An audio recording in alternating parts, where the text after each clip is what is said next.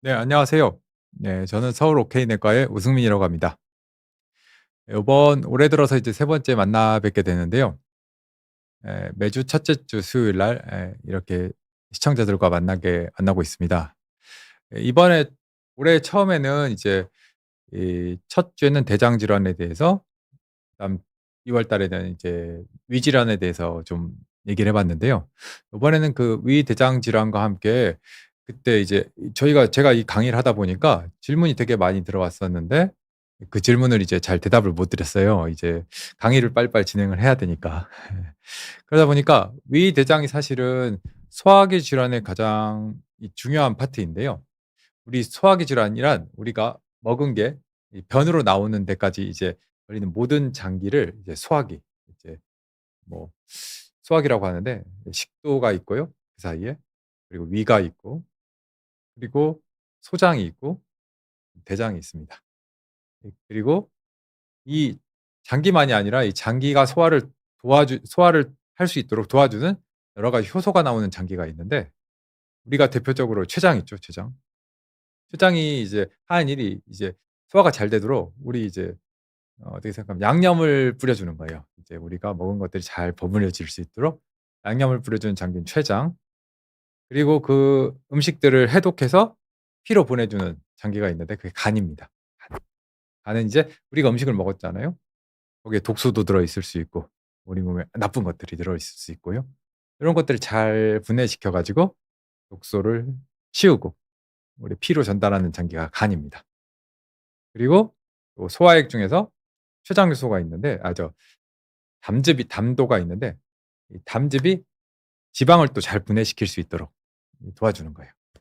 이런 장기들이 이 각자의 역할을 잘하면 문제가 안 되는데, 그 각자의 역할 중에서 뭐가 어긋나면 병들이 생기죠.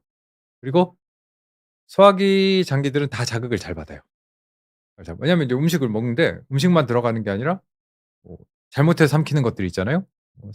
뭐 어린아이들 같은 경우는 뭐 장난감을 삼킬 수도 있고, 그런 장난감에 의한 기계적 손상이 있을 수도 있고요.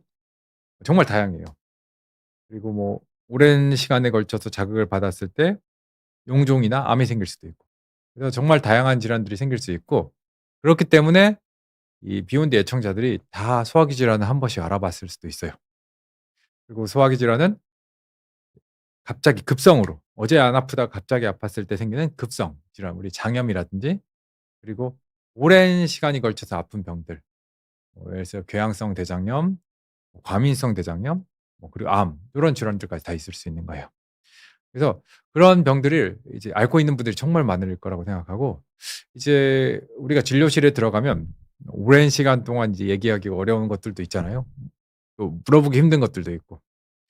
우리 환자들도 보면 들어왔을 때 "어디가 아파요." 근데 내가 뭐 할 얘기가 있었는데, 원장님한테 할 얘기가 있었는데 기억이 나지 않는다." 이렇게 해서 얘기 못한 것들도 있어요. 네, 그런 것들을 한 번씩 얘기하면서 또 좀 자세히 한번 얘기해 보도록 할게요. 질문 몇 개가 들어와서 그 질문을 대답하면서 그것에 대한 설명을 좀 해 드릴게요. 이 김경선 님, "건강검진에서 이소성 췌장인데 정밀 검사 해 봐야 합니까?"라고 했잖아요. 다른 분들도 모를까 봐 좀 얘기해 드리면, 이제 이소성 췌장이라는 건 보통 우리가 검진에서 위내시경을 했을 때 위내시경의 벽 중에서 툭 튀어나온 게 있어요. 툭 튀어나온 게 있는데, 그 부분 중에서 이렇게 그 혹이 이제 바깥으로 완전히 튀어나와서 점막의 변화를 일으킨 거는 우리가 용종이라고 합니다. 위에도 용종이 생겨요. 위에도 용종이 생기고, 대장에 막 용종이 있으니까 위에는 안 생길 것 같은데 위에도 용종이 생겨요. 근데 이 용종 중에서 그 점막의 변화가 없는 용종이 있어요. 점막이 깨끗해. 뭐 예를 들어 이렇게 막 말끔하게 깨끗한 용종이 있거든요. 그걸 이제 위점막하 종양이라고 그래요. 그러니까 점막은 깨끗한데 점막 아래 무언가가 있다는 얘기예요. 그 점막하 종양이 있는데, 그 점막하 종양도 여기서 앓고 있는 분들 많을 거예요. 왜냐하면 이게 나이가 한 50대 이후에 검사를 했을 때 점막하 종양이 있을 확률이 뭐 10명 중에 1명 정도가 있거든요. 그러니까 되게 많은 분들이 뭐 겪는 거예요. 여기서 뭐 1,000명 정도 보고 있으면 그중에서 뭐 한 10명 정도는 그렇게 이소성 치장 점막하 종양이 있을 수 있는데, 왜 이렇게 장황하게 얘기하냐면, 김경선 님이 얘기하선 그 이소성 췌장도 점막하 종양 중에 하나예요. 그러니까 점막하 종양 중에 하나인데, 이게 암을 일으키지는 않습니다. 암을 일으키지도 않고, 특별한 문제도 없어요. 그러니까 이제 췌장이 그러니까 원래 있었던 자리가 아닌 데다 생긴 거라고 생각하시면 되는데 얘가 그 자리에 있는 게 아니기 때문에 별 기능이 없습니다. 그러다 보니까 대부분은 지켜보기만 합니다.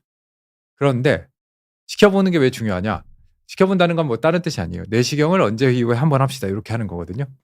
근데 왜냐하면 요게 모양은 이소성 췌장인데 이소성 췌장이 아닐 수가 있어요.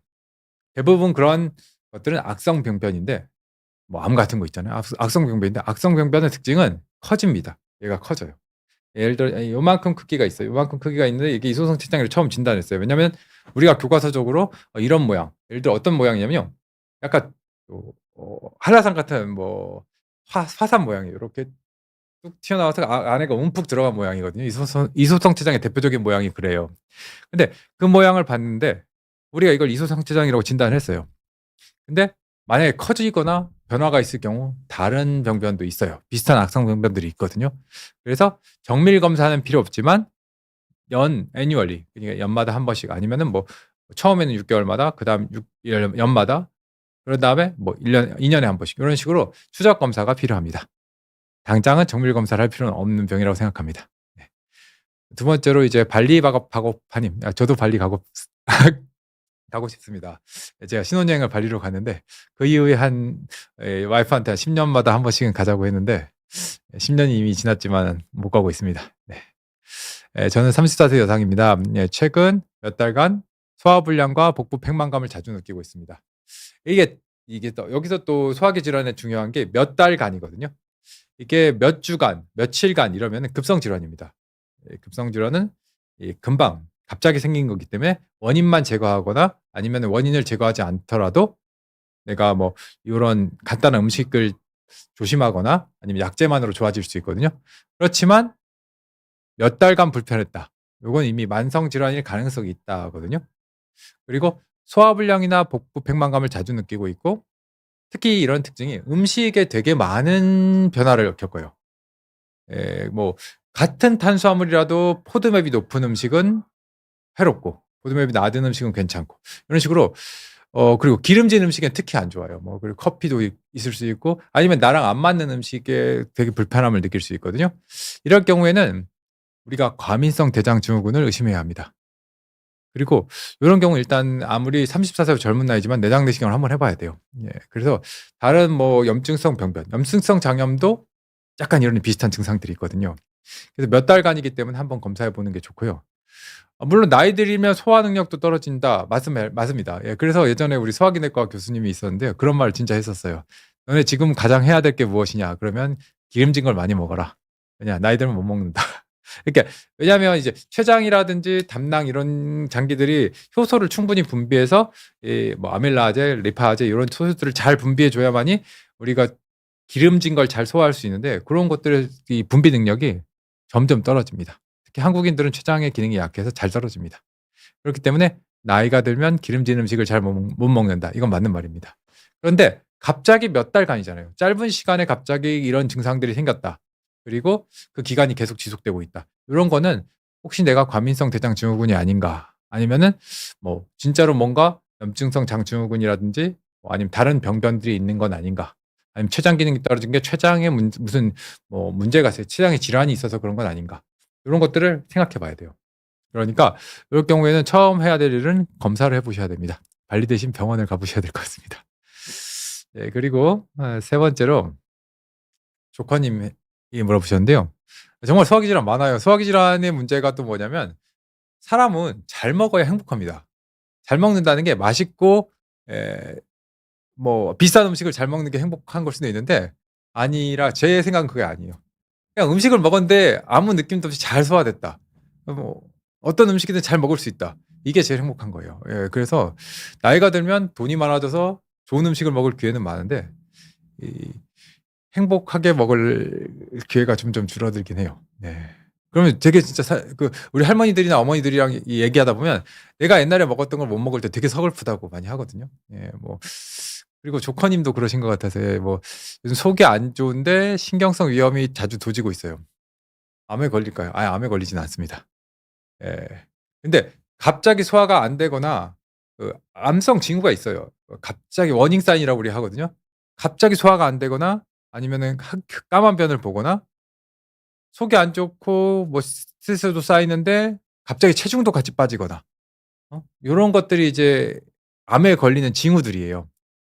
그게 아니라 근데 속이 많이 안 좋고 신경성 위염이 자주 도진다 이런 증상들이 반복된다고 암에 걸리진 않아요. 그런데 아까 제가 말한 것 같은 워닝 사인이 같이 있다면 그건 좀 조심을 해 봐야 돼요.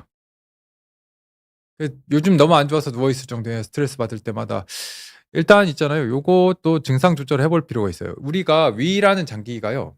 되게 이런 문제에 민감해요. 특히 소화기 질환 중에 위가 되게 자율신경적인 우리가 머리에 하나, 두 개, 세 개 막 신경들이 있잖아요. 뭐 어떤 건 눈을 조절하기도 하고 시력을 조절하기도 하고 귀를 듣는 것도 작용하는 여러 가지 뇌신경들이 있는데요. 그 신경 중에서 이 베이거스 너브라는 신경이 있어요. 열 번째 신경인데 이렇게 머리에서 내려가서 위에 되게 많이 자부되거든요. 그래서 이것들은 스트레스에 되게 민감해요. 그리고 막 화도 나고 짜증이 나고 그래요. 예. 그래서 이런 증상들이 자주 있는 분들은 이 한번 이제 원인 상담을 해 보는 게 좋아요. 내가 첫 번째로 제일 좋은 거는 내가 무엇 때문에 스트레스 받는다라는 요인이 있으면 그 스트레스를 피하거나 회피하거나 뭐 '회사 때문에 너무 힘들다.' 그러면 회사를 좀 옮겨 어려운 일인가? 예. 하여튼 뭐 그런 식으로 쪼끔 내가 아니면 다른 관심사를 찾아보든가 뭐 요런 걸 해볼 수도 있고요. 그리고 어렵다면 이 약간 이 소화기 용지에서도 정신과 약물이 있어요. 그런 약물들이 요런 분들한테 되게 또 잘 먹혀요. 그래서 그런 것들을 잘 캐치해 주는 선생님들이 계시거든요. 이렇게 얘기 들어보면 이분이 이런 것 때문에 스트레스 받는데 이 스트레스를 지금 벗어날 수 있는 상황이 아니다.'라고 생각되면 고런 스트레스를 해소시켜 주는 약물들이 있어요. 그걸 또 경험적으로 잘 쓸 수 있거든요, 너무 졸리지 않게. 예 그런 약들을 써 주면 또 해결할 수 있어요. 이제 조금 아까도 제가 말했지만 이 밥을 잘 못 먹고 소화가 안 되면 되게 화가 나고 스트레스 받습니다. 그래서 지금 스트레스 받는 이유도 있는데 이렇게 소화가 안 되면 이게 곱하기가 돼요. 곱하기가 되기 때문에 이런 문제를 빨리 이제 병원 가서 해결해 볼 수 있었으면 합니다. 네. 예 그리고 사랑나무님 예. "저는 요즘 식사 후 소화불량과 함께 목에 이질감이 느낀다. 이물감이 느낀다." 이거는 위산 연료와 관계가 많이 높습니다. 이게 우리가 만성 후두염이라고 하는데 이게 성대 쪽에 있는 요 부분이 있는데요. 요 부분이 산에 되게 민감해요. 왜냐면 되게 예민하거든요. 우리가 이렇게 목소리를 내는 기관이에요. 그래서 이런 분들이요. 이 특히 밥 먹고 바로 눕는 경우가 이렇게 많이 있어요. 식도염 증상은 목에 이물감이 느낄 수 있고 식도염 증상 중에 기억해 둘 거 몇 가지를 얘기해 드릴게요. 이런 이물감 증상이 있습니다. 예 그리고 또 하나 포만감이 잘 안 사라진다. 조금만 먹었는데 배가 부르다. 요런 것도 있고요. 그다음에 좀 심해졌을 때 누웠을 때 타들어간다 그래요. 그래서 '심장 질환이 아닌가.' 무섭은 느낌까지 느껴요. 저는 그 합번을 느껴 봤거든요. 왜냐하면 제가 이 식도 질환을 갖고 있어요. 근데 정말 타들어가요. 뭔가 화하게 타들어가는 느낌이 있어서 그거는 정말 잠을 방해해요. 그래서 실제로도 최근에 저도 이제 그런 것 논문 쪽에서 공부를 해본 적이 있는데 이 식도염이 있는 사람이 실제로 잠을 못 자는 불면증을 갖고 있는 경우가 되게 많대요. 그래서 이런 식도염은 실제로 이런 잠을 못 자게 하고 이렇게 타들어가면서 심장의 고통처럼 느끼면서 불안감을 조성하고요. 그리고 또 이런 이물감이 계속되면은 뭔가 목소리가 변하기도 합니다. 위산역류와 되게 관계가 있고요.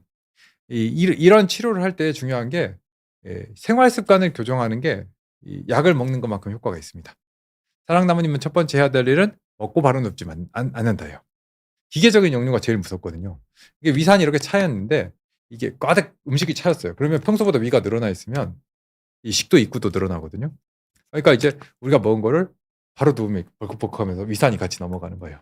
그러니까 이제 우리 위는 산도 pH 1 그러니까 여기다 놓으면 이게 녹아버릴 만큼 강한 pH에도 그러니까 위산에도 견딜 수 있게 만들어진 게 위인데 식도는 그렇지 않고 게다가 후두는 더 그렇지 않습니다. 그렇기 때문에 우리가 먹고 바로 눕거나 이랬을 때 위산이나 후두는 쪼끔만 닿아도 그게 상당히 오랫동안 이물감으로 남게 되거든요. 그리고 또 조심해야 될 게 약간 뭐 베개를 너무 낮게 자는 분들이 있어요. 디스크가 없는 이상 베개를 쪼금 높게 주무시면 좀 낫고요.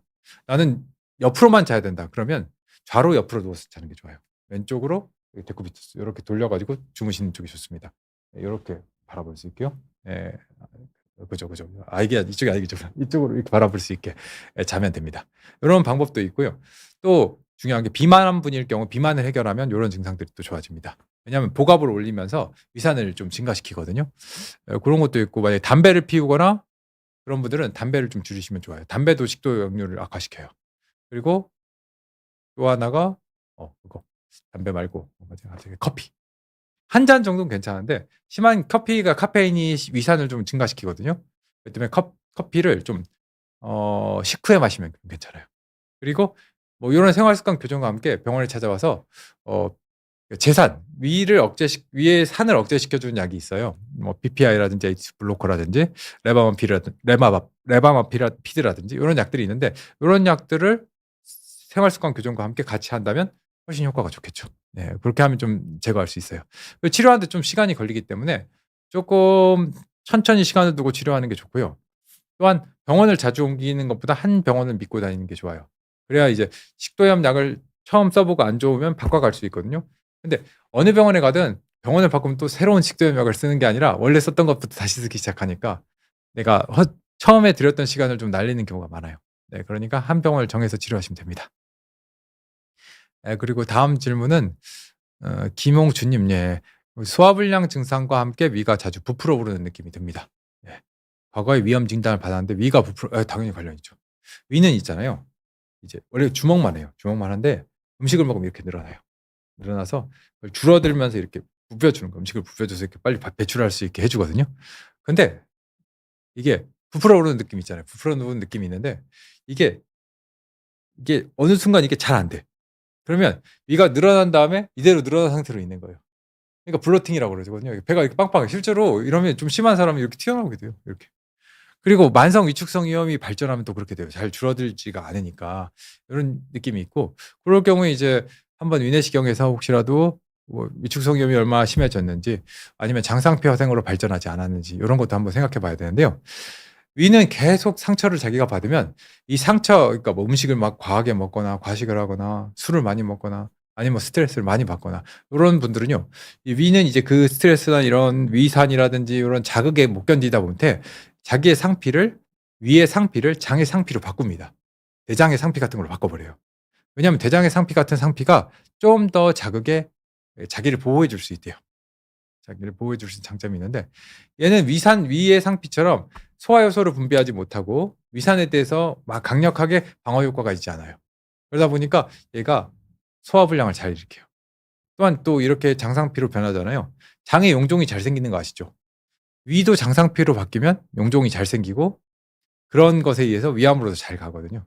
그러니까 지금 깨끗할 때 위를 잘 보호해야 되고 그리고 위가 부풀어온 느낌이 너무 자주 있게 된다면 위내시경을 해 보고 혹시 뭐 내 위가 얼마나 변화가 있는지 보고 만약에 내가 장상피 화생 같은 변화가 생겼다면 '아 내가 그만큼 이제부터 위에 안 좋은 음식들을 피해야 되겠구나. 스트레스를 피해야 되겠구나.' 이렇게 생각해 볼 수 있을 것 같아요. 네. 다음은 안녕하세요. 도트 님이네요. 도트? 점인가요? 네. 안녕하세요. 점액병과 약간의 혈변을 해서 3월 36 일? 26 일이겠죠? 3 일인가? 6 일인가? 예 어쨌든 예 26 일로 합시다. 3월 26 일 얼마 전에 대장 내시경을 했었네요. 직장에 염증 소견이 보였습니다. 직장의 염증 소견에 대한 결과지를 들고 큰 병원에 초진받았다는 건 아마도 제가 생각하기에는 그 조직 검사를 해 봤으면은 아마 크립토셀이라든지 요런 부분이 나왔을 확률이 있어요. 아마 원장님이 그냥 보내시진 않았고 아마도 궤양성 대장염을 의심하고 보내지 않았을까요? 네 제가 그렇게 생각이 듭니다. 나이가 좀 궁금한데 도트 님이 만약에 젊고 남자분이시라면 더 가능성은 좀 높아집니다. 그래서 실제로 다시 결장 내시경을 큰 병원에서 해 보자라는 건 좀 더 정밀한 조직 검사를 하기 위해서 조직을 좀 더 채취하기 위해서 하려고 하는 것 같거든요. 그래서 만약에 약 처방이 없었다면은 그분이 이제 35살 남자라고 하셨는데 가능성이 좀 있어 보입니다. 이게 그 잘 걸린 궤양성 대장염의 호발 연령이 젊은 남자거든요. 예. 조직 검사상 문제가 없다고 했지만 다시 들어가고 있잖아요, S상 결정을. 그러면은 이게 내시경 사진에서는 좀 강력하게 염증성 장염 같은 걸 의심한 거예요. 근데 조직 검사는 랜덤이기 때문에 아마 거기서 안 나왔을 가능성이 있습니다. 그렇기 때문에 아마 큰 병원에서 S상 결장, 다 대장을 보는 게 아니라 S상 결장이라는 건 항문 끝에만 요만큼만 들어가서 보는 거예요. 항문이 이렇게 대장이 이렇게 길어요. 여기까지 이렇게 길으면 요만큼만 들어가서 보는 거거든요. 그래서 거기만 들어가서 그 부분을 랜덤으로 여러 군데 조직 검사를 해 보겠다. 저는 이런 뜻이라고 생각됩니다. 만약에 제가 소화기내과 의사로서 대학병원으로 저한테 보냈으면 그럴 것 같거든요. 그리고 그런 다음에 한 달 동안 뭐 커지진 않습니다. 그러진 않습니다. 예. 전염병과 혈이 나오는 부분에 대해서 조직 검사를 한 게 왜 이렇게 중요하냐면, 만약에 이게 궤양성 대장염으로 판명이 되면 그 약을 쓰는 게 아주 오랜 세월이 걸칠 수 있어요. 뭐 50살 이럴 때까지 계속 약을 써야 될 수 있기 때문에 아주 신중히 결정해야 되는 문제거든요. 그리고 혈변이 뭐 전염병 혈변이 나오더라도 한 달간 그거 가지고 큰 문제가 되지 않아요. 그러니까 너무 걱정하지 마시고, 그리고 뭐 궤양성 대장염이라고 해도 죽고 사는 문제는 아니기 때문에 걱정하지 말고 기다리고 계십시오. 네. 네. 물론 이제 피 나면은 불안해요. 그리고 항문에 뭐 콩 묻은 거 나오고 이러면 불안하거든요. 진짜 불안해합니다. 불안해하는데 안심하시고, 예, 그 조직 검사 결과 나와서 정확한 약을 쓰기 위한 뭐 판단의 과정이기 때문에 기다려 주시면 될 것 같습니다. 네. 그리고 영선송 님. 예. 위내시경, 장내시경, 췌장내시경, 췌장 초음파일까요? 췌장내시경이 있긴 있어요. 췌장내시경이라는 게 ERCP라고 해서 이 측시경이라고 하거든요. 췌장을까지 들어가서 내시경을 이렇게 보는 건데 되게 특별한 경우에만 해요. 왜냐하면 담낭에 돌이 있거나 아니면 산통이 너무 심하거나 췌장의 병변이 의심되거나 조직 검사가 필요했을 때 하는 거기 때문에 되게 특별한 경우에 하는 거니까 좀 했을지 알지 좀 궁금하네요. 왜 했는지가 좀 궁금하네요. 하여튼 위내시경과 장내시경, 췌장 내시경 해다 치고 간 초음파가 다 했는데 가스가 찹니다. 아마 이런 걸 거예요. 이걸 다 했지만 별다른 게 나오지 않았는데도 가스가 찬다. 배도 한 번씩 부글거리고 약 먹고 있는데 안 듣는다. 통역선생님, 이게 대체적인 과민성 장증후군입니다. 일단 과민성 장증후군의 이제 정의를 내릴 때요, 우리가 기본적으로 이런 검사에서 아무것도 나오지 않았다가 들어가야 돼요. 아무것도 나오지 않았는데 나를 불편하게 하는 증상들이 있다. 이게 과민성 장증후군이고요. 이게 실제로 삶의 질을 엄청 떨어뜨린대요. 예. 예전에 제가 한 방송 여기 비욘드에서도 과민성 장증후군에서 발표한 적이 있는데, 실제 삶의 지수와 연관됐을 때 죽고 싶다라는 얘기까지 나올 만큼 이 삶의 질을 떨어뜨린대요. 그렇죠. 뭘 먹어도 불편하고 그다음 가스 차고 먹으면 변 나올 것 같고 되게 불편하거든요. 일단은 첫 번째는 이것의 환자분의 가장 주된 증상이 가스가 차는 거니까, 저한테 만약에 오시거나 뭐 소화기내과 의사를 찾아간다면 이 가스 차는 것부터 해결할 것 같아요. 가스 찬 걸 최대한 해결해 줘야 돼요. 그래야 이제 일단은 환자 의사의 라포가 쌓이거든요. 그리고 그런 다음에 이제 원인을 하나씩 찾아보는 거죠. 진짜 과민성인가? 아니면 뭐 위산이 많이 증가된 거면 고거에 대한 피 검사도 한번 해볼 수 있겠고, 아니면 뭐 다른 숨겨져 있는 뭐 혈액 질환이 있는 거 아닌가, 이런 것도 생각해 볼 수 있기 때문에 일단은 지금만 봐서는 원래 있던 기질적인 병이 위내시경, 장내시경, 췌장내시경, 간 초음파 같은 걸로 좀 배제됐다고 볼 수 있거든요. 그래서 이런 부분을 배제시킨 상태에서 과민성 장증후군을 보되 그 증상을 최대한 잡아주는 약을 쓰면서 원인을 찾아보는 것. 요게 뭐 치료 방법일 것 같아요. 네. 그리고 오고금요님. 네. 저는 요즘 굉장히 트림이 많이 납니다. 트림이 많이 나는 것을 먹어도 문제가 있나요? 그럼요. 그 탄산이나 트림이 많이 날 만한 음식을 많이 먹으면 트림이 나긴 합니다. 그리고 저처럼 말이 빠르면 트림을 합니다. 우리가 말을 하거나 아니면은 음식을 먹을 때 되게 빨리 먹잖아요. 그럼 공기와 함께 그걸 먹게 돼요, 공기와 함께. 그러니까 그런 분들은 트름을 많이 하게 돼요. 그리고 두 번째로, 트름을 많이 하는 분이 트름을 또 많이 합니다. 이게 아까 잠깐 얘기한 것 중에 이게 요렇게 있잖아요. 여기 그 뭐라지? 우리 위에 위액이 꽉 차 있잖아요. 여기를 꽉 이제 위로 트름이 안 넘어가게 조여 주는 게 이 식도 괄약근이에요. 우리 항문만 괄약근이 있는 게 아니라 식도도 괄약근이 있어요. 즉 트름을 할 때 트름만 하면 좋은데 트름과 함께 위산이 좀 넘어올 수 있기 때문에 원래 트름은 진짜 안 해야 좋은 거거든요. 트름하면 시원한 건 당연한 거예요. 여기 가스가 같이 위로 올라오니까. 근데 사실 그 가스는 아래로 내려가야 될 가스거든요. 그러니까 트름을 하는 게 습관화되면 이 위식도 괄약근이 약해져요. 그래서 이게 잘 열려요. 잘 열려서 이제 잘 위로 넘어옵니다. 그렇기 때문에 될 수 있으면 트름을 일부러 안 하는 게 좋고, 탄산음료는 줄이는 게 좋고, 탄산 말고도 음식 중에서 이 가스를 많이 만드는 음식들이 있어요. 뭐 양파라든지 뭐 또 뭐 마늘 이런 것들도 트름을 많이 일으키는 편이고요. 그리고 아까도 말했지만 말을 빨리 하는 것, 밥을 빨리 먹는 것, 이런 것도 다 트름을 빨리 일으킬 수 있고요. 그리고 무엇보다도 트름을 안 하는 게 좋고요. 예. 요런 것들은 이런 식으로 트름을 좀 줄여 보도록 노력할게요. 네. 먹고 바로 눕는 것도 또 트름을 많이 만들어요. 바로 가스가 이렇게 넘어가니까 압력으로. 발약근이 열리니까. 그런 것들 좀 피하면 돼요. 좀 천천히 먹거나 좀 적게 먹어 보세요. 예 나한테 하는 말입니다. 제가 정말 어렵더라고요. 예 저도 트림 많이 합니다. 아 뭐 소화기내과 하게 된 것도 제가 소화기 질환자라는 것도 큽니다. 예 뭐 오만 소화기 질환을 다 하고 있어요. 과민성 대장 증후군 있고요. 예 대장 용종도 있었고요. 예 식도염도 있어서 식도염 약을 항상 집에 상비하고 있습니다. 네. 그래서 좀 이런 소화기 질환이 얼마나 삶을 불편하게 하는 거는 제가 잘 알고 있어요. 네 그러니까 좀 진짜 불편한지 알고 있습니다. 내가. 송하영 님도 과민성 장 증후군 있잖아요. 되게 불편합니다. 실제로 과민성 장 증후군 있는 사람들은 화장실이 없는 데 잘 못 가요. 화장실에 되게 예민해져요. 그러니까 여행 가는 것도 불안해지고요. 뭐 KTX나 이런 거 탈 때 화장실 항상 챙겨요. 그러니까 화장실을 챙기면서 어딘가를 돌아다닌다는 게 안 겪어본 분들은 모르시겠지만 되게 이게 불행한 일이거든요.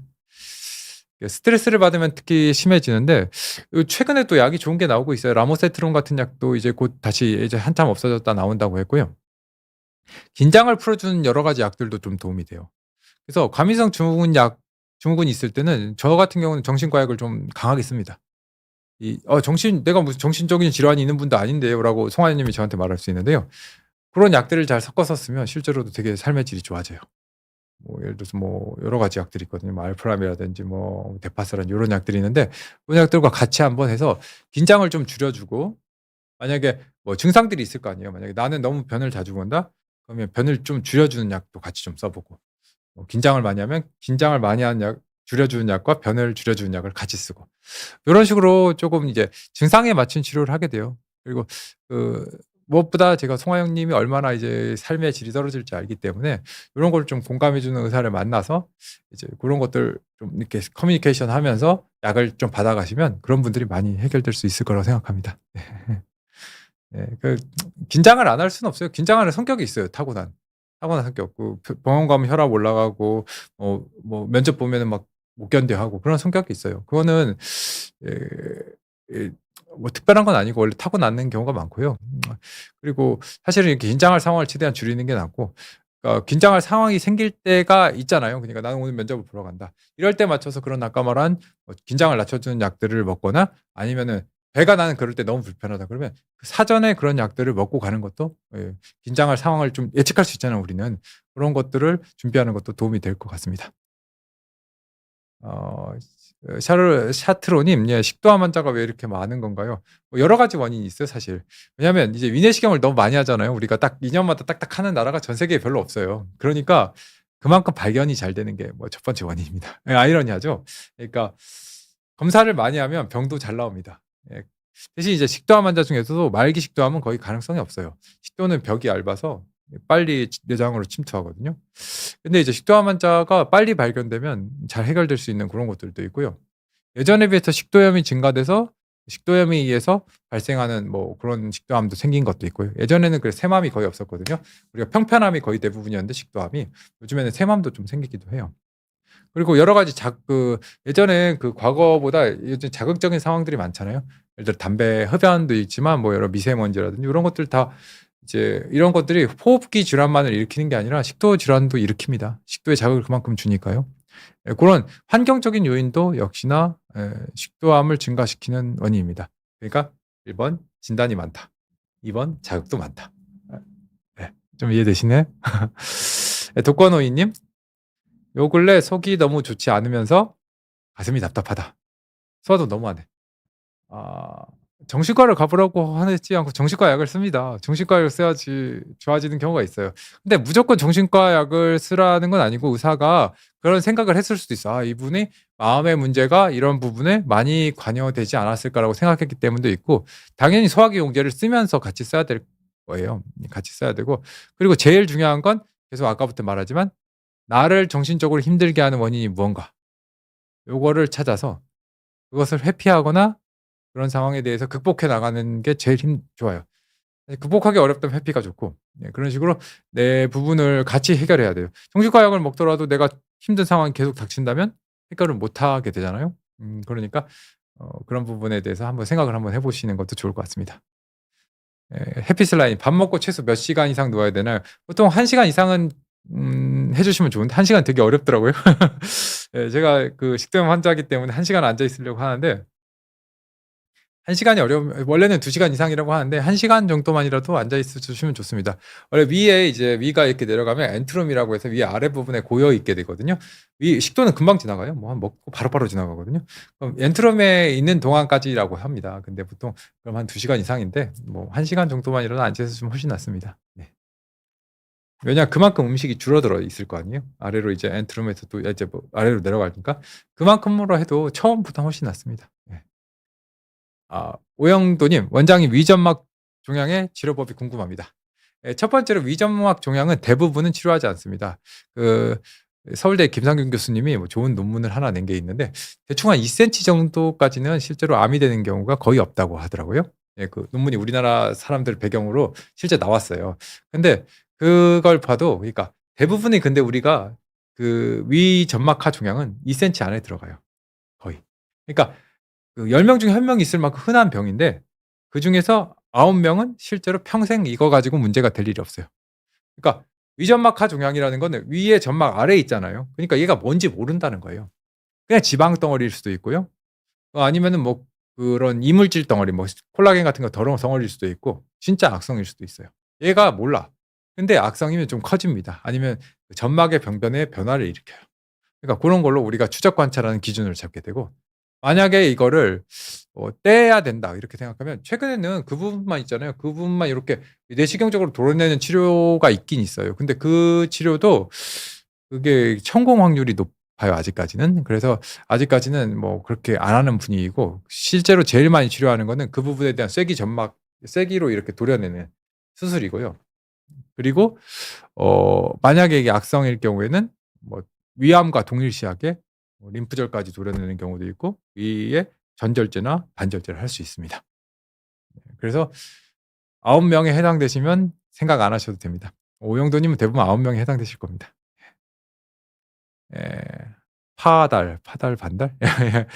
예 파달 님. 예. 수고가 많으십니다. 네. 다파? 다파군요. 반달이 아니라 다파. 약 이름인데. 네. 반달님. 예. 하여튼 수고 많으십니다. 예. 4년 동안 야채 다진 것에 미역귀를 갈아서 같이 먹습니다.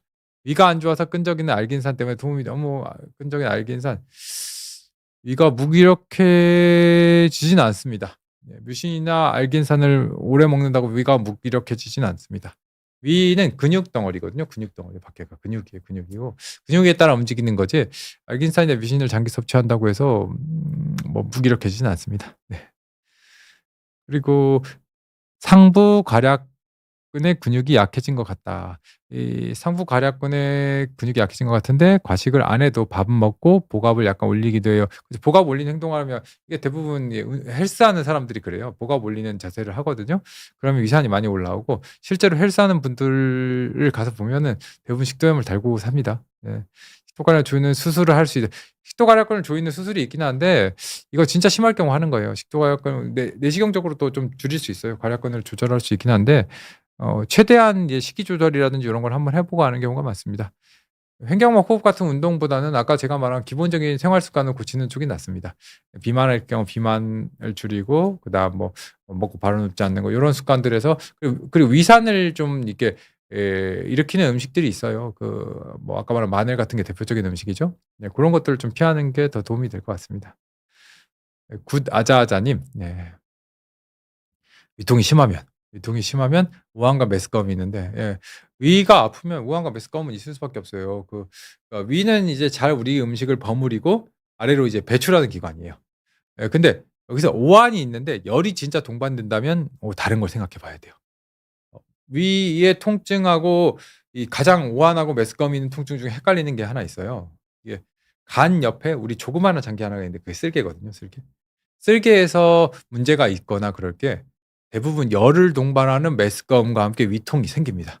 그래서 진짜 구분하기 어려워서 그냥 단순하게 위의 통증은 오한을 동반하진 잘 않아요. 예 메스꺼움은 많이 동반하지만. 근데 오한도 있을 수 있어. 너무 아프니까 이렇게 할 수 있는데 실제 오한이 있거나 열을 동반할 경우에는 반드시 우리는 췌장이라든지 쓸개 쪽에 대한 검사를 해 봐야 돼요. 그쪽에 뭐 돌이 있거나 췌장염이나 쓸개 염증이 생겼을 때는 수술적 치료를 해야 되는 경우도 있기 때문입니다. 네. 블랙별님. 네. 만성 위축성 위염이 좋아지면 그 위험이 없어지기도 하나요? 만성 위축성 위염은 좋아지는 위험은 아닙니다. 더 나빠지지 않게 막는 위험입니다. 위축성 위염은 그러니까 우리가 위의 점막을 이루는 층이 얇아져 있기 때문에 더 나빠져서 위축성 위염만으로 큰 문제가 되는 일은 거의 없기 때문에 장상피하생이 되지 않게 막아주면 돼요. 장상피하생이 되면은 사실 뭐 년마다 조금씩 위암 확률이 좀 높아지거든요. 뭐 아주 낮은 확률로 높아지긴 하지만. 그래서 우리가 위축성 위염이 있는 경우에는 이제 좀 더 잘 관리를 해야 되는데요. 아까 말한 자극적인 음식이라든지 뭐 똑같은 얘기지만 그럼 위를 보호할 수 있는 음식을 쓰는 것 이런 것들 중요합니다. 30대부터는 해피슬라임님 30대부터는 2년에 한 번씩 내시경이 하는 게 좋은가요? 1년에 한 번 하는 게 좋을까요? 30대부터는 2년에 한 번도 충분하고요. 2년에 한 번만 해도 위암이라든지 이런 거 거의 다 막아낼 수 있어요. 사실 30대부터 2년에 한 번 내시경하는 사람들은 다는 해당이 되지 않고요. 이럴 경우에요. 첫 번째로 위암의 가족력이 있는 경우. 그리고 대장 쪽에 뭐 다른 악성 병변이 있었던 과거력이 있을 경우 이런 식으로 특별한 일이 없는 경우는 30대부터 뭐 아주 증상이 악화되는 경우가 아니면 정기적인 내시경을 할 필요는 없습니다. 40대부터 하시면 됩니다. 40대부터 2년에 한 번 정도 하시면 되고 2년에 한 번 하시는 것만으로도 뭐 위암을 예방하거나 위암에 대한 생존율은 거의 90%에 육박하고요. 1년마다 할 경우에 거의 100%에 육박할 정도의 위암 생존율을 이제 기대할 수 있다고 합니다. 그래서 가장 무서운 건 사실은 위암이거든요. 그래서 위암을 막기 위해 내시경하는 가장 큰 목적은 식도염 위염, 뭐 예를 들어 십이지장 질환 이런 것들을 방어하고 치료하는 목적도 있어요. 막 위궤양도 치료하고 이런 목적도 있지만 가장 근본적인 그 핵심 기능은 위암을 찾는 거기 때문에 증상이 없다면 2년에 한 번 정도, 증상이 있다면 그 사이에 하는 것. 비정기적으로. 사실 내시경이라는 게 잠깐 들어가서 보거든요. 뭐 들어가서 한 3분에서 5분 정도 보고 나오기 때문에 그리고 환자한테 어떤 위해를 가하지 않아요. 그냥 우리가 눈으로 보는 것과 똑같이 이게 기계를 통해서 안쪽을 보는 거기 때문에 어떤 위해도 가하지 않기 때문에 비정기적으로 볼 수 있는 것 그다음에 정기적으로 루틴하게 보는 건 한 2년에 한 번 정도면 충분하다고 생각합니다. 네 그리고 해피슬라임님 30대부터 아까 했던 얘기네요. 대례사님 3월에 위내시경을 했는데 만성 위축성 위염, 발적성 위염을 진단받았는데 잠깐만 발적성 위염을 진단받았을 때 기준 만성 위축성 위염은 내과를 방문할 필요는 없습니다. 그냥 뭐 다 정기적으로 그냥 2년에 한 번 정도 내시경 하시면 될 것 같고요. 발적성 위염을 진단받았다면은 증상이 있을 때 치료를 하시면 됩니다. 증상이 없는데 굳이 치료하실 건 없고 발작성 위염이 있는데 좀 보기가 그렇다 그러면 의사 선생님이 이제 이게 좀 나빠질 것 같다 그러면 간단한 약을 드리는 경우가 많습니다. 그렇지 않을 경우에는 그냥 지켜보면 됩니다. 증상을 기준하시면 될 것 같습니다. 네, 인생은 아름다워님. 인생은 아름다울 60대 나이십니다. 위내시경, 대장내시경을 모두 깨끗했는데 소화불량이 너무 심해서 답답해 죽겠습니다. 네. 복부 CT까지 찍어봤는데 아무 이상 없다. 이것도 과민성이죠, 결국은. 모든 증상을 배제했다고 봐야 되겠죠. 일단 증상에 맞는 약을 찾아가는 거예요. 그러니까 우리가 예전에 그 중국의 유명한 뭐였지 갑자기 유명한 아주 오래된 신선 같은 분이 누군지 알면 알려주세요. 그 모든 약초를 구분할 때 다 씹어 먹어보고 구분했다고 해요. 저는 그런 부분에 좀 이 과민성 대장염 치료에 그런 걸 좀 생각을 하는데요. 진짜 자기한테 맞는 약이 있긴 있어요. 찾다 보면. 찾다 보면 딱 그 약이 맞아지면 그 약을 드시면서 해야 돼요. 그러니까 이제 그걸 이제 60대가 되고 그렇잖아요. 이제 소화 요소도 좀 적게 나오고 소화가 좀 떨어질 나이가 되거든요. 소화 불량이 심하면 이제 삶이 너무 싫어지잖아요. 근데 이럴 때는 마치 고혈압 약제처럼 나랑 맞는 약제를 찾은 다음에 그거를 이제 잘 받아가는 거예요. 그런 다음에 간헐적으로 내가 불편할 좀 많이 먹었다, 과식했다 그럴 때 그 약의 도움을 받는 거죠. 마치 우리가 나이가 들면 지팡이를 짚거나 아니면 뭐 휠체어를 타듯이 약도 이제 내 소화를 도와줄 수 있는 약을 만들어내는 것도 좀 좋아요. 과민성이라고 생각할 수도 있지만 나이가 어느 정도 있을 땐 정말 소화가 이제 잘 안 될 수도 있거든요. 근데 그거에 비해서 우리는 너무나 많은 음식들을 접해요. 사실 이제 이런 헤비한 음식들을 특히 이제 좀 이게 음식도 좀 적응이 되는 그런 것들이 있거든요. 근데 이제 나이가 좀 젊은 사람들은 예전부터 좀 기름지고 뭐 피자, 뭐 파스타 뭐 아니면 뭐 여러 가지 기름진 음식들이 잘 적응이 되거든요. 그러니까 근데 60대만 해도요. 우리나라가 그렇게 부자일 때 아니었잖아요. 그러니까 옛날부터 좀 잘 못 먹었을 때 적게 먹었을 때들이 있었을 거예요. 그러니까 이제 그런 음식에 익숙하다가 이제 60대가 돼서 소화 기능도 떨어졌는데 갑자기 뭐 막 잘 먹으려고 하니까 좀 소화가 안 되는 그런 것들도 있거든요. 그래서 내가 좀 많이 먹지 않는지도 좀 체크하시고 그런데도 어쩔 수 없이 많이 먹을 때도 있잖아요. 아들이 사줬는데 잘 먹어야 될 거 아니에요. 그럴 때를 대비해서 이렇게 소화를 도와주는 약들, 나랑 잘 맞는 소화제를 찾은 다음에 그 소화를 도와주는 약들을 챙긴다면 좀 괜찮을 것 같아요. 네, 조커님, 네, 다시 조커님 헬리코박터 제균 치료를 하고 없어졌다는데 검사를 마쳤어요. 또 걸릴 수 있나요? 또 걸릴 수 있습니다. 근데 되게 잘 안 걸려요. 걱정하지 마세요. 헬리코박터라는 균이 잘 전염이 되지 않아요. 그러니까 균은 남한테 걸려온 거잖아요. 걸릴 수 있어요. 뭐 감기 걸릴 수 있어요. 코로나 오래 걸렸죠. 조커님이 만약 코로나 걸렸잖아요. 내년에 또 코로나 걸릴 수 있어요. 내후년에 또 코로나 걸릴 수 있어요. 근데 이 코로나나 뭐 예를 들어 인플루엔자, 그러니까 독감이죠. 이런 것들은 전염성이 엄청 강한 균이에요. 헬리코박터도 균이니까 다시 걸릴 수 있습니다. 근데 얘가 잘 안 걸려요. 입에서 입으로 가는데요. 뭐 예를 들어서 어 사랑하는 사람과 키스를 하거나 이렇다고 걸리는 게 아니에요. 입에서 입으로 간다 그래도. 한 사람이 걸린 상태라도. 그러니까 되게 어쩌다가 이 균이 이제 위산이 많은 이 지역에 살다 나오면 금방 죽거든요. 근데 어쩌다가 얘가 운 좋게 살아서 또 그 운 좋게 산 게 또 운 좋게 넘어가요. 이렇게 생기는 거기 때문에 다시 걸릴 확률은 되게 적고 옛날에 우리가 어린아이들을 씹어서 먹였잖아요. 요럴 때 많이 걸렸다고 하더라고요. 예. 그리고 또 이제 술잔 돌리는 거 요럴 때 되게 위생적으로 떨어지는 상황 있잖아요. 막 손도 잘 안 씻고 요럴 때도 또 걸릴 수 있으니까 이제 술잔 돌리는 술부나 요런 것들 좀 피하시고. 예, 어쨌든 그렇습니다. 예. 그래서 제발 잘 안 걸리고 아까 조커님이 진짜 어렸을 때 걸렸을 수 있고요. 첫 번째로. 그리고 정말 운이 없게 걸릴 수도 있어요. 예. 그래서 재발할 수 있냐? 재발할 수 있지만 재감염률이 매우, 매우 떨어진다. 그렇게 생각하시면 됩니다. 예, 그리고 해바라기 님. 예. 용종이 암이 될 수 있습니다. 근데 모든 용종이 암이 되는 건 아니고 선종이 암이 됩니다. 선종이 암이 되는데 선종이 아닌 것도 암이 되지만 거의 대부분은 선종이 암이 됩니다. 위에서도 선종이 암이 되고 대장에서도 선종이 암이 됩니다. 왜냐하면 우리가 이 위든 대장이든 이런 거는 샘이기 때문이에요. 그러니까 선종은 샘의 종양이거든요. 예, 그러니까 샘 있죠. 분비하는 샘. 퐁퐁. 우리 샘물할 때 그 샘이에요, 진짜로. 예, 그래서 선종이 암이 되기 때문에 모든 용종이 암이 되는 건 아니고 예, 그래서 이제 우리가 위내시경이나 대장내시경 할 때 선종을 제거하잖아요. 용종을 제거하잖아요. 그렇기 때문에 용종을 제거해서 얘가 암이 될지 안 될지 판단할 필요가 없는 상황을 만드는 게 제일 좋습니다. 뭐 그리고 레오맘님. 예. 영시성 후두염이나 직두염은 완치가 잘 어렵습니다, 솔직히. 요즘에는 좀 약간 왜냐하면 괄약근이 늘어나고 손상이 오랫동안 반복된 걸로 보기 때문에 완치는 어렵지만 아까 말한 생활 습관을 잘 교정하고 간헐적인 그 제산요법을 쓴다면 완치에 가깝게 근치할 수 있습니다. 네. 그리고 MUNG 뭉인가요? 뭉님? 예. 쇄골 림프 여기 쇄골 여기죠? 여기 쇄골? 쇄골이 어딘지 되고 있어.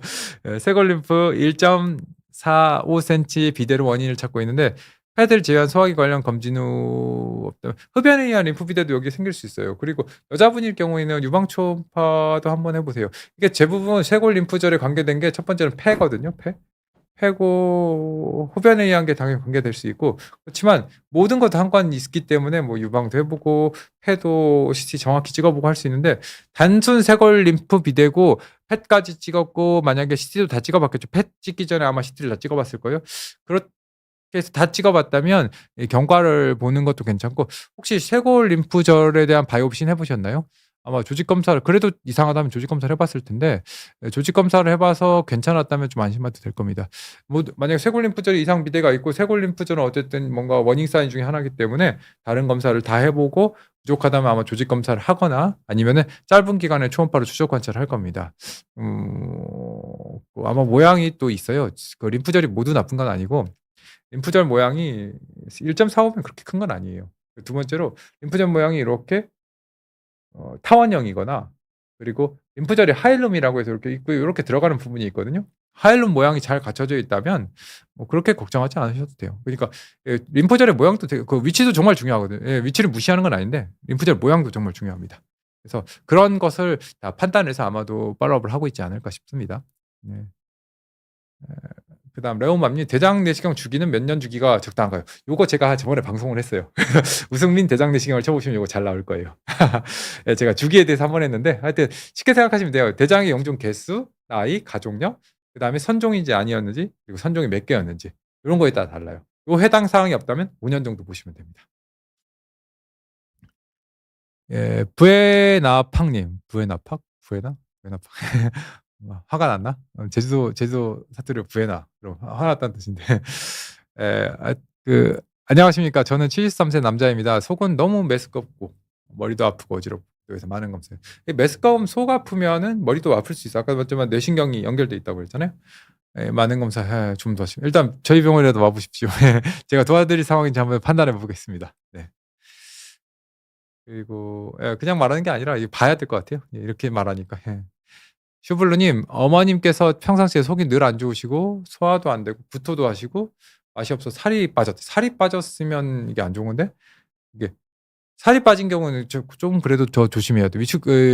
외식경만에 그치면 안 되고 살이 빠졌으면 CT도 찍어보시는 게 좋아요. 위축성 위염 소견이 나왔는데 위내시경 다시 했는데 위에 출혈을 보인다고 조직 검사했는데 위출혈이 무조건 안 좋은 상황 아닙니다.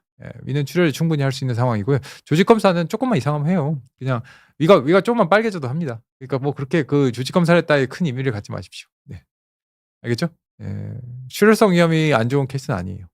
그리고 출혈이 보인다고 해서 조직 검사는 아니라 뭔가 발적이 있거나 그런 문제가 있어서 했을 거고 그게 양성 질환도 과감하게 합니다.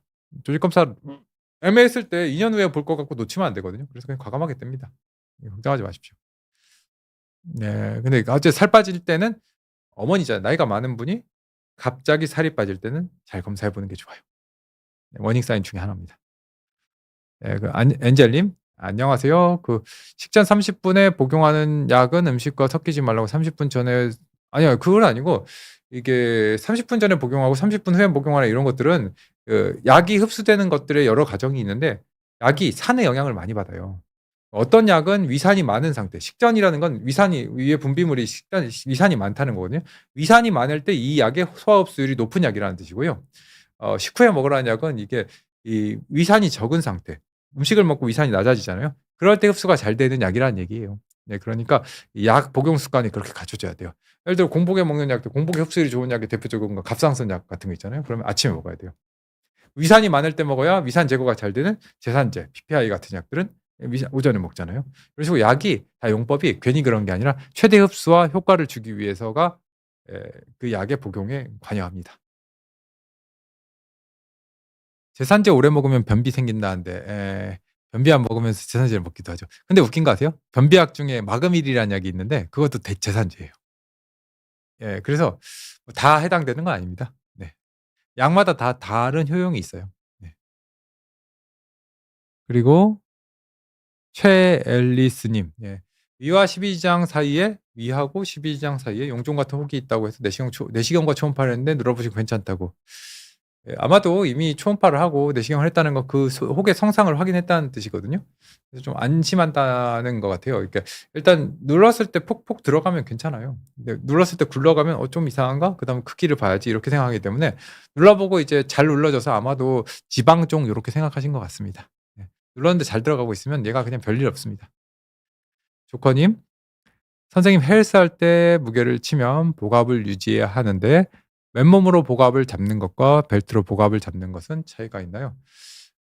일단은 벨트를 찼잖아요. 이 벨트 자체도 있잖아요. 식도염을 좀 이렇게 악화시켜요. 근데 복압 벨트는 저는 이거는 이 방송과 상관없이 벨트는 꼭 하고 가세요. 무게 칠 때. 허리 많이 다쳐요. 복압이 충분히 올라가야 허리를 보호해 주거든요. 식도도 중요하지만 이왕 운동하는데 허리 다치면 안 되잖아요. 그래서 벨트 하고 하세요. 벨트 할 정도 무게 칠 정도의 무게를 하시는 분이라면 벨트 하고 하세요. 많이 다치더라고요. 저도 한번 헬스할 때 허리 다쳐서 고생 엄청 했거든요. 진짜 못 일어나겠더라고요. 진료금 먹고 다 그냥 하루 쉬었어요. 그러니까 다음날 친구한테 블럭받고 살았거든요. 그러니까 꼭 벨트 하고 하세요. 네. 저는 한자에 약해서 한자는 잘 모르지만 일자 장자는 알겠습니다. 하여튼 그분 건강검진 시 만성염증이 있다는데 매운 거 먹기 전에 겔포스 먹어도 이거 좋아요. 아주 좋아요. 이것도 되게 방어 습관이에요. 술 먹기 전에 컨디션 먹는 거랑 똑같거든요. 매운 거 만약에 잘 못 먹는데 매운 걸 난 먹어야 된다. 매운 거 먹기 전에 겔포스 먹는 거 좋은 습관입니다. 네. 그리고 굿아자아자님 예. 생각보다 오늘 질문이 많아서 아주 다행입니다. 오늘 준비를 안 하고 와 가지고 걱정 많이 했는데 이렇게 질문 많이 해 줘서 너무 고마운데요. 예. 이제 계속 또 받겠습니다. 굿아자아자님 "위통으로 오한은 있었으나 열은 없었습니다. 슬기 검사로 초음파 하나요?" 위통으로 오한은 있었으나 열은 없다. 이게 또 되게 이게 이름 또 애매해져요. 이게 열이 있는 경우도 있지만 오한만 있는 경우도 있긴 있어요. 왜냐하면 열이 오한만으로 나타나는 분도 계세요. 특히 나이가 많으신 분들은 오한만 있고 열이 없는 분들 계세요. 폐렴이 있어도 그럴 경우 있어요. 열은 없이 진짜 무슨 오한만 계속 있을 수 있거든요. 그래서 실계 검사를 하는 거는 나쁘지 않은데 위통이 또 이 실계 검사의 특징들이 좀 있어요. 예를 들어 눈이 좀 노래졌다거나 아니면은 뭐 예전에 담석이 있었던 과거력이 있거나 이런 같은 경우는 실계 검사를 할 수 있는데 초음파 검사는 어쨌든 이게 침습적인 검사가 아니에요. 잠깐만 돼도 볼 수 있기 때문에 이런 부분은 초음파하는 거는 좀 부담 없이 하셔도 될 것 같습니다. 비용도 좀 저렴한 편이고요. 뭐 CT를 찍는 것처럼 조영제가 들어가거나 전날 뭐 심하게 금식을 해야 되는 거 그럴 건 아니에요.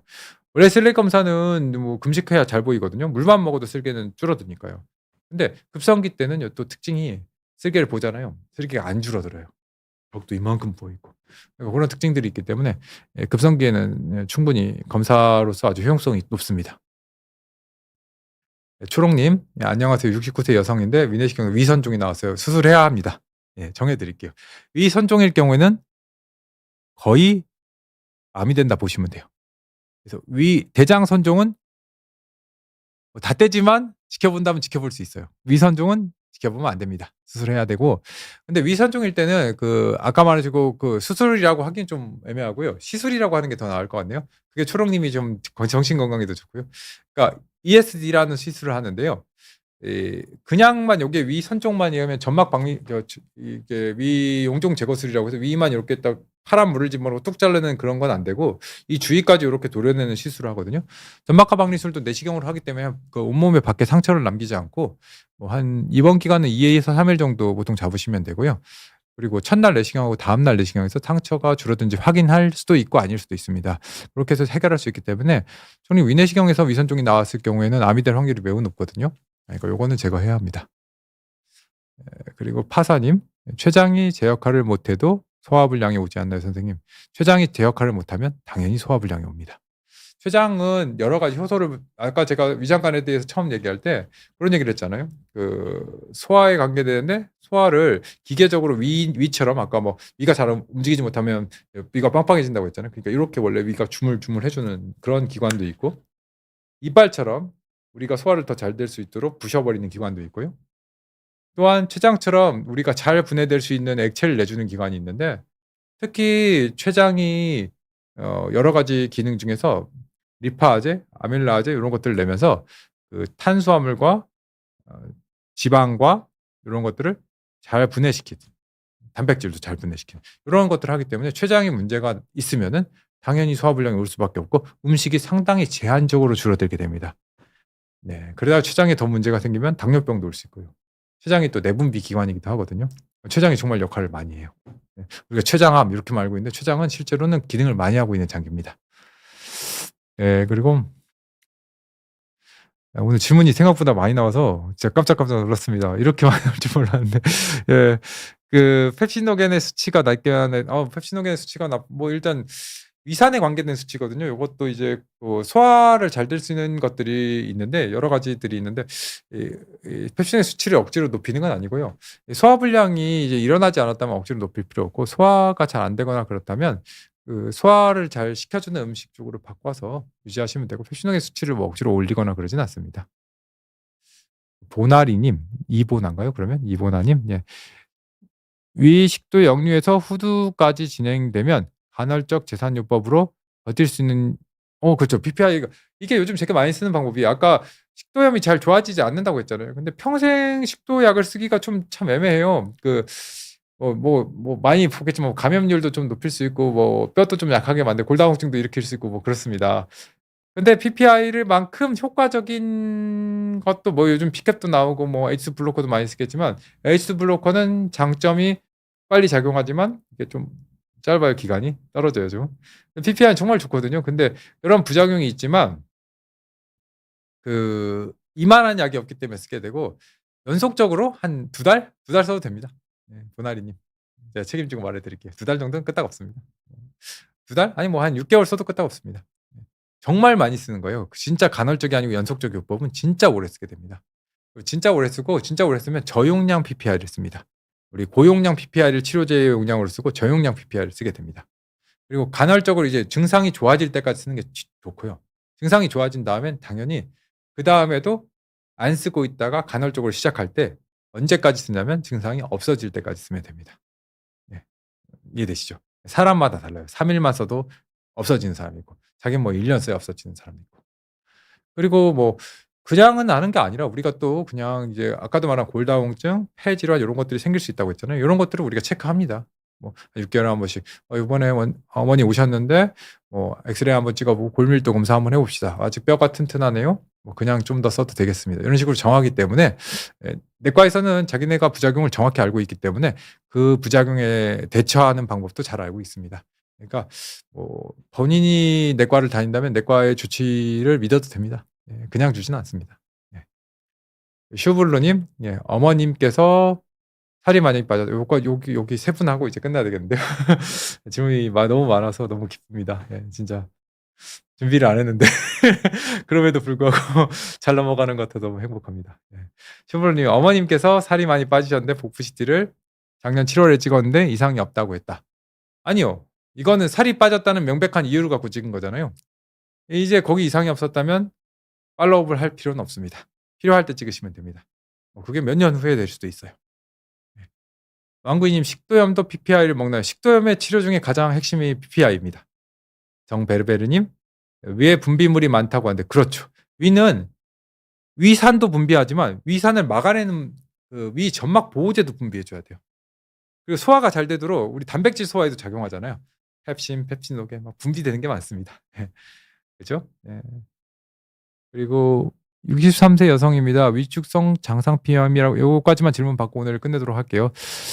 63세 여성입니다. 예. 위축성 장상피위염이라고 하고 중기 정도 된다고 합니다. 암으로 진행되냐고? 아닙니다. 그럼 진행 안 된다고 말할 수 있냐? 그것도 아닙니다. 한 이 정도 생각하면 돼요. 2% 정도 생각하면 돼요. 2%.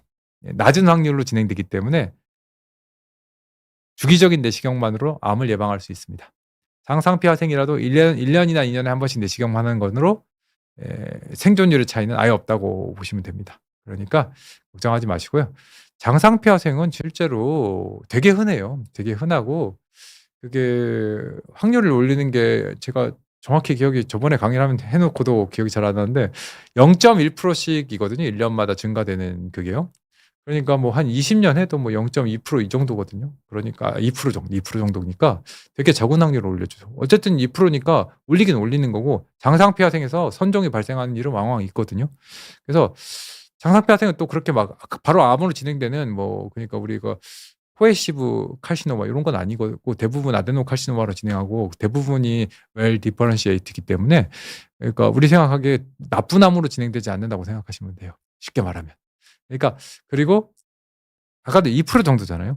그리고 예상할 수 있잖아요. 그리고 발견하는 방법도 내시경이기 때문에 내시경만 잘하시면 행복 연출님 계속 행복 연출하실 수 있습니다. 하여튼 오늘 이렇게 여러분 덕분에 1시간 잘 넘어갔습니다. 다음에는 꼭 주제를 갖고 오도록 하겠습니다. 네. 그러면 즐거운 하루 되십시오.